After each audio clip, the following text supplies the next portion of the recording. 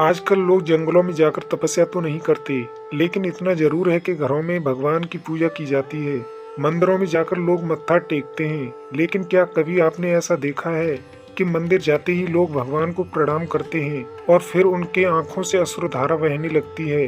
क्या आपने कभी सोचा है कि भगवान के सामने आंखों से आंसू बहने यानी रोने से क्या होता है? दरअसल जब शुद्ध मन से भगवान के दिव्य स्वरूप का ध्यान करते हैं और उनका स्वरूप आपकी बंद आंखों के सामने होता है, तो उनके अद्भुत स्वरूप को देखकर भाव विभोर हो जाना भी आंखों से आंसू आने का एक कारण हो सकता है। इसके अलावा अगर आपके जीवन में कोई ऐसा कष्ट आता है, आपको ऐसा लगने लगता है कि किसी भी तरह से इस कष्ट से मुक्ति मिले, तो आप भगवान को याद करते हैं। आपका भगवान पर विश्वास इतना अटूट होता है कि आप किसी भी संकट के समय अपने माता पिता की तरह उन्हें याद करते हैं।